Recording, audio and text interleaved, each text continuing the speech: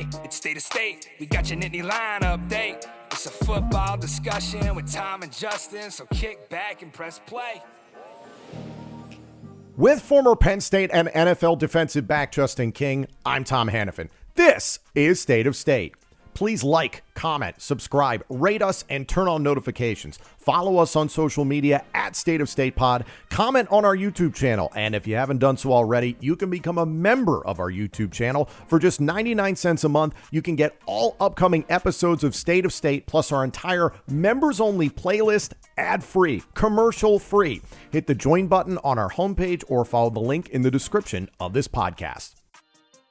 This podcast is presented by BetOnline. BetOnline is the world's most trusted betting platform and your number one source for betting on all the madness. Whether you're a seasoned fan or a first-time bettor, BetOnline is your ultimate game day companion with the largest selection of odds on everything from college basketball to a $200,000 bracket contest. BetOnline has you covered with odds, stats, and more for every game, every play, and every win. Penn State fans, are you feeling confident that the Nittany Lions can win college football's national championship next season, or that Abdul Carter will go number one overall in the upcoming NFL draft? Lock in your futures bet at betonline.ag today. State of State is presented by BetOnline. The game starts here. State of State is a proud supporter of Blue White Outfitters. Blue White Outfitters was created as a retail shop meant to highlight the confidence, competitiveness, and fearlessness of the elite athletes found throughout the history of Penn State University. Check out their Lockdown U and Lawn Boys merchandise today. All sales from Blue White Outfitters directly benefit Penn State student athletes. Also, official State of State merchandise is available now. Support the show and grab State of State t-shirts, hoodies, hats, and more. Visit www.bluewhiteoutfitters.com today. Hi, everyone, and welcome to State of State. I'm Tom Hannafin. He's Justin King. I hope you've all been enjoying your relative spring break period here in late March. Penn State's winter workouts are winding down, and spring practices are about to begin. A lot of things getting condensed because of Penn State's extended run into the college football playoff. So the calendar is just a wonderful mess, I'm sure, for the Penn State staff. So best of luck to them handling all that stuff. Justin, at this point, we're waiting to see what the blue-white game is going to look like exactly. Spring practice is getting cut down for the aforementioned extra play, everybody getting their time to just kind of recoup from the season, winter workouts, people getting ready for next season. The one thing that stood out to me, and it's perfect because of the show loving Lockdown U, the defensive backs, Elliot Washington II continues to win Competitor of the Day amongst the defensive backs. Last I checked, it was 6 Competitor of the Day awards, according to Terry Smith. For those that don't know, and I spoke to Thomas Frank Carr about this earlier on this week here on State of State, is that winning Competitor of the Day is not just some gold star, gee, thanks for coming out, all that sort of stuff. The coaches actively look to not give it to the same guy twice. I believe that was something Landon Tengwall shared on this show, and T. Frank reinforced that, is that they're looking to see if somebody else can step up and take that mantle for the day. For Elliot Washington the second to have won it 6 times is kind of ludicrous. Can you articulate a little bit more into the thought process of the coaches when they are trying to evaluate during winter workouts, when they are evaluating Competitor of the Day, and then how freakish it is for someone to stand out that many times? I mean, when you're evaluating, winter workouts is interesting because it's not necessarily football, but it is the core basis of the, let's say, the values of the program, right? Like competitiveness, sacrifice. And so you try to put those things into competitive situations, and they track them and see how guys attack the workouts. And not that the skill is like fluctuates based on like who the person is, but it's just like, all right, like you said, like where are the gaps and are like which players are filling those gaps. When we talk about the Competitor of the Day, that means just in every instance that they're going with, like in their position group, that essentially they're dominating whenever they do have like a competition type of phase, and like the mood and the emotion in which they carry it. I guess that kind of comes into like the attitude in which they're willing to work. So, I mean, from that standpoint, that's kind of how they're evaluating. For him to win 6 times, it shows that he's on a mission, right? Like, I mean, last year he's been here in 3rd year. He started seeing the writing on the wall. They bringing 2 corners last year. pay them some money. Those things start to really either make you run or ignite a fire that pushes you to another level. I've had the experience of playing for and helping support, whether it's Coach Smith, whether it's the DBs, understanding how he coaches and the overall program. But it's like, yeah, if it's an extremely competitive and ultra transparent environment in that DB room, if I would say. So, I mean, if he wins it 6 times, I think it's legit. And the way, I guess I say, like the transparency of, like, when you play DB, you can't hide necessarily your production or your value that you're bringing to the room. Like, everybody has to know, like, what's what, whether the guys rank themselves in the room and seeing like who's what. But for it to win 6 times, I guess it just shows that the level of competitiveness that is even within the depth and people shooting for that number 1 spot. It's pretty crazy for him to have done that, but also there's a tremendous opportunity ahead of him this year. Elliot Washington II was one of 7 defensive backs to record an interception last year for Penn State. Elliot finished with 26 total tackles, 6 pass breakups, and recorded half a tackle for loss. So you kind of touched on it in that last offseason cycle. Jalen Kimber comes in from Florida. AJ Harris comes in from Georgia. Jalen Kimber is since declared for the NFL draft. Cam Miller has transferred to Rutgers. So it does create more opportunity within this defensive back room, but often when you and I talk about in the offseason, it's like, oh, there's opportunity. Sometimes people can misinterpret that as like, oh, it's a little bit more shallow or something like that, or, oh, this is a bit of a concern or maybe not the strongest position.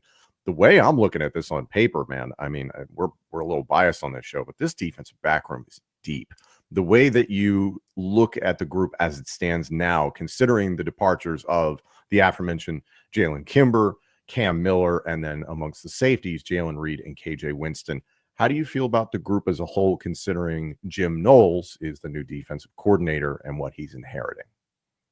I mean, I think you feel good you look at historical evidence of being coached under Coach Smith over the past 10 years, and that tenure, like when they've had talent and being able to bring in and develop talent at a high clip, I would expect, good results this year as well, right? Especially with Jim Knowles and his defense and bringing those different wrinkles into the game. I think the more, time that the defensive back coaches are together, like that's just like more of a seamless operation of that development back there. And I mean, again, when you get the talent in, you get the length, the speed that you can work with, you can really start making and predicting sustainable success. And I think that's what they figured out in that back end.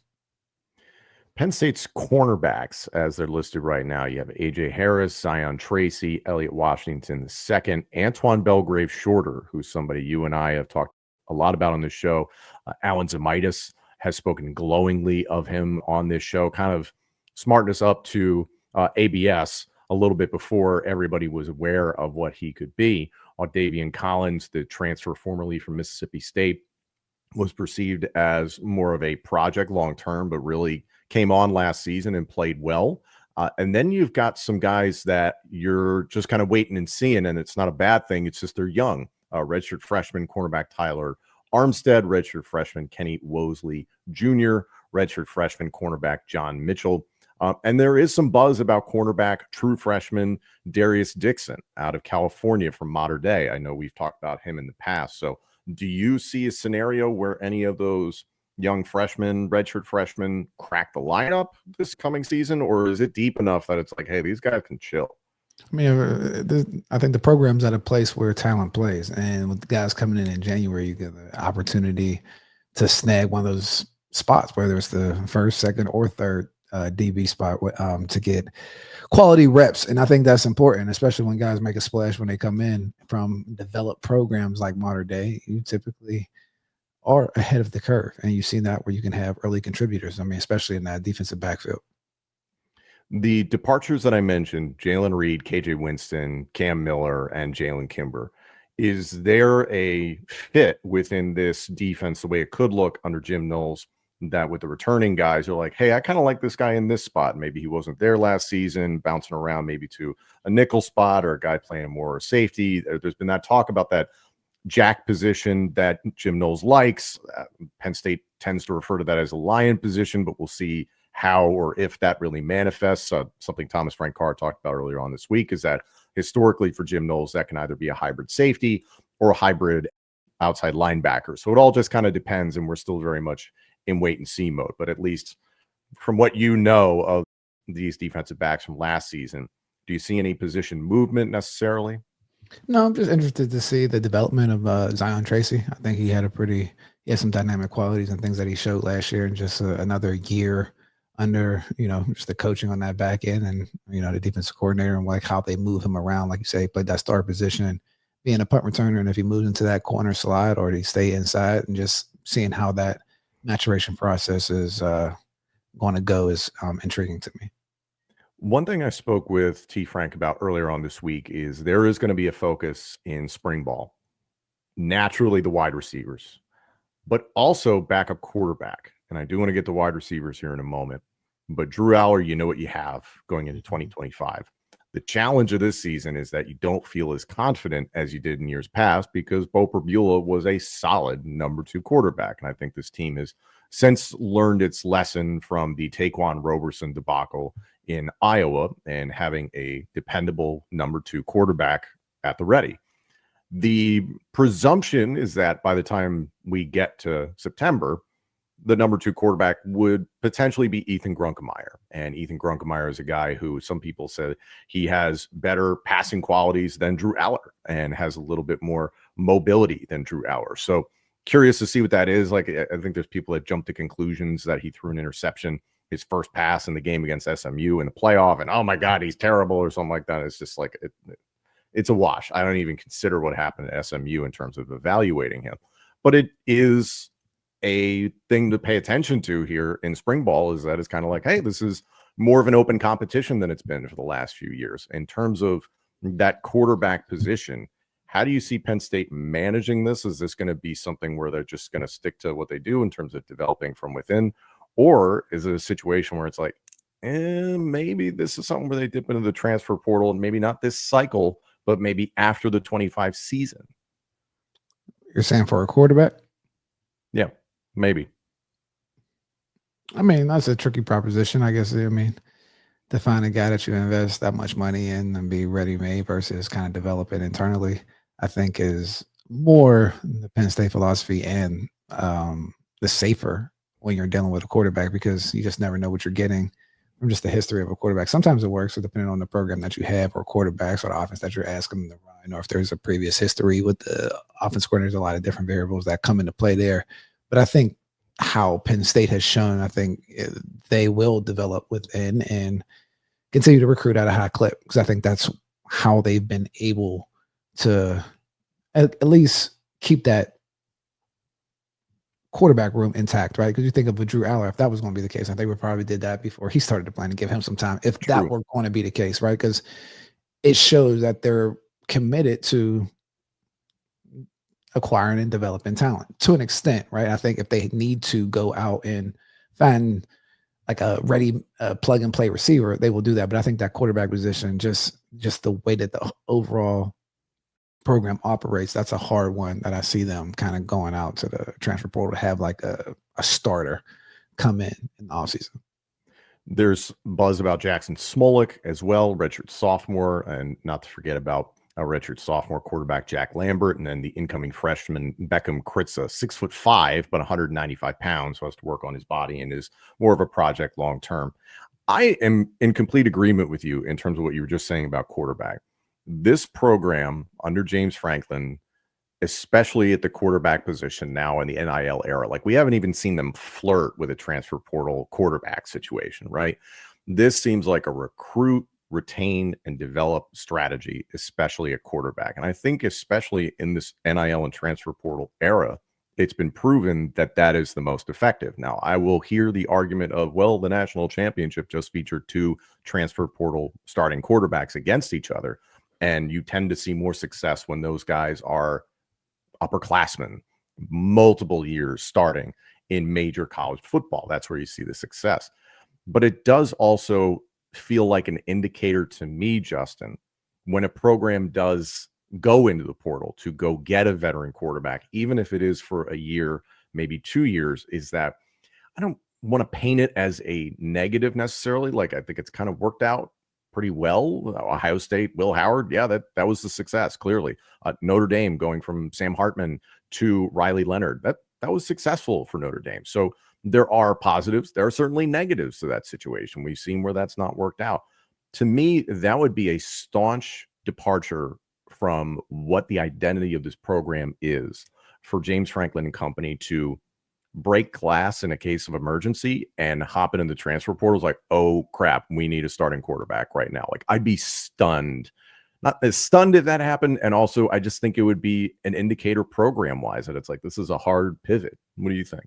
I mean, it would be a hard pivot. I mean, like I kind of said, in the sense of just how they typically build around those core pieces in the program. I mean, it's typically from the recruiting and a strong relationship. And I think that is a sustainable way for success. But if you do need to, microwave a solution, I think they're capable of doing that as well. We just haven't had, can't say like just the most impact. I mean, from the defensive line standpoint, right? I think we've had some high hit rates on certain positions, or like a Chop Robinson, or a guy that got drafted by the Falcons. But on the offensive side of football, it gets tricky because you have to fit within, I think more unique pieces in terms of, different coordinators, play calls, and things of that nature. And I do want to come back here to the wide receivers. Speaking of tricky, that's exactly what this is going to be up until we get into the 2025 season getting underway. You return 3 wide receivers who caught passes last year. So that's not the most encouraging statistic. 21 total completions last year between Liam Clifford, Tysier Denmark, and Anthony Ivy. Every other wide receiver is either no longer with the program or has transferred out.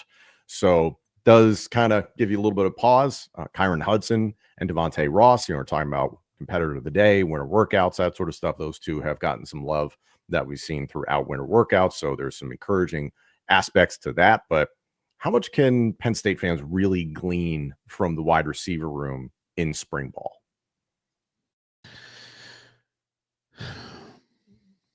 I mean, a little bit, not too much. I mean, a little bit. We'll see. We'll see what happens if there's like some buzzes come out if guys making plays. But I mean, not too much. Try to keep guys healthy. I mean, it's open competition, but we have to wait till the spring game. Reading the tea leaves a bit, I wouldn't be shocked if you hear some rumors of Penn State diving into the transfer portal after spring ball ends to look at some guys. But I think you and I have talked about it enough, is that it's like, I'd be really surprised if a true difference maker at wide receiver hopped in the portal. And I think the big misconception that I've seen from college football fans is that you have to spend $1 million to 1.5 on a wide receiver that really makes a difference. So there have been some people who said it's like, go spend that money. And it's like, yeah, like that's, to me, it's like buying a $200,000 home, but spending $1 million on it just because you wanted to get a home. Like, that's not necessarily the way that this should work. And I think that's the fascinating thing now about this upcoming landscape of college football that we're going to see of, there's a $20.5 million cap, and that goes up 4% annually. And the teams that are able to spend at that threshold, and it's who's going to spend for the sake of spending versus who's going to be economical about their money. And I have a pretty good feeling that Penn State's going to end up on the latter end of that perspective. And I don't say that in a bad way. And I think that's the reasonable and responsible way. And that, the Julian Fleming thing was a bust. So aiming to not have that happen again, I would be stunned to see Penn State go into the portal and be like, let's just throw money at a guy. It's like, no, it's got to be the right guy. For sure. I mean, in the sense of, because like, again, it comes back down to win shares. I mean, I don't think they're kicking themselves too much about the Julian Fleming, right? Because like it's not like they lost games or they didn't get the production that they wanted with. Finished top 5. He didn't cause a big headache, and it's kind of neutral, right? Like net neutral to them. But yeah, you want to make those impactful moves when you bring someone in and give them some money to fill those gaps that we actually need filled. Yeah, ideally, you'd like to see more than 14 catches, 176 yards receiving, and 1 touchdown. Ideally. Yep. We'll see what happens there. For you specifically, as a supporter of the program and just a fan of the success of this program, any particular position group that you're focusing on, or any particular player that you're going to be keeping your ear to the ground about once spring practices get underway? I think I said earlier, Zion Tracy. I want to see what he does just that next year. I mean, flash some big play potential and some traits, and just seeing how that continues to go. Zachy Wheatley on the back end. From that standpoint, Tony Rojas, see how he looks on the end. AJ Harris at the corner spot. He had a nice year last year. Want to see how they go. I'm calling a lot of DBs out, but those are the guys that I'm excited to see. We love Lockdown U here on State of State. Thank you all so much for joining us. Hop in the comment section and let us know what positions you're paying attention to. The depth at linebacker, that was a good one. I know we've seen a lot in our comment section of people being curious, hey, how's this going to work? And a lot of this defensively is, what does the defense look like once Jim Knowles trots out something for the media and fans to actually sink their teeth in and comprehend? Because it's definitely been the evaluation period for him as the new defensive coordinator. A lot that he can do, but what will he do with the pieces he has to work with? That's the big wait and see. Thank you so much for tuning in. Winter workouts winding down. Spring practices are about to begin.